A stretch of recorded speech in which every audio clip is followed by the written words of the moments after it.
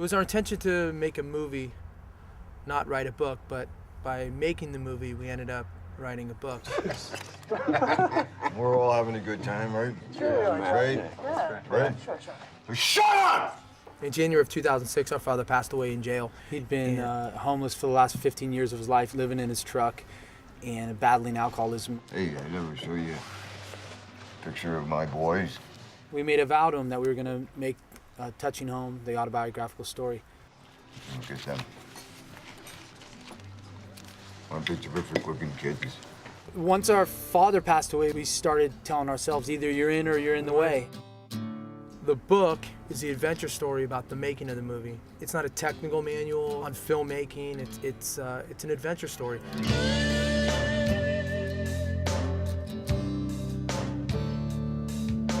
The last time we had visited our dad in jail, he said, you know, when are you making our movie? He knew about the screenplay, and we'd always say, soon, Dad. You know, we're gonna make it soon. And we can't lose focus right now and waste energy on somebody else. I'm just going out with the guy. No! It's our time. And he said, who's gonna play me? And we said he's got to be good looking. We said, well, Ed Harris. And we all laughed about it. It was because it's a jailhouse dream. It's an impossible dream. That was just something to lighten the very sort of heavy situation. And Ed Harris had always reminded us of our father. I can't shake this thing.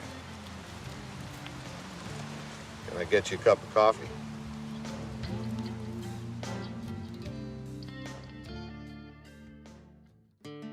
Originally, we figured we were just gonna get a video camera down at Circuit City, and we would shoot for 13 days and then return it on the 14th, and that would be that.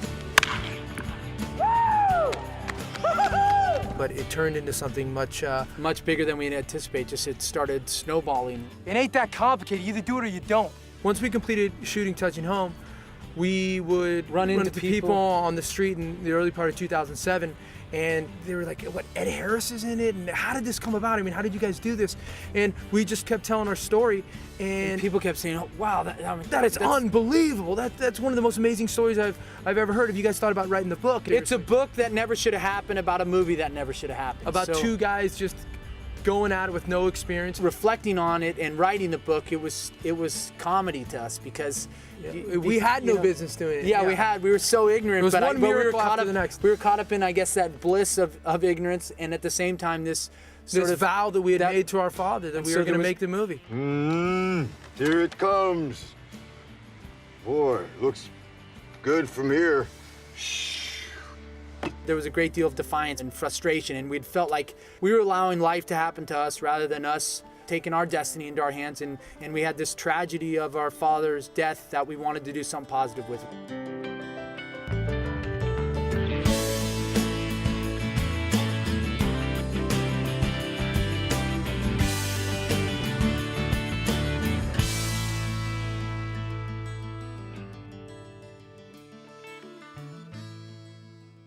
It's too long, because remember, it's got to be. Well, then jump in. Sure, say autobiographical. You could say it's an autobiographical story. Right, okay, you start. Her Our agent read it in a couple days and called us and said, hey, I really think there's a book here. And we're like, well, yeah, we wrote it. People have been comparing us to other brothers, and what we've been trying to tell them is that we're not brothers.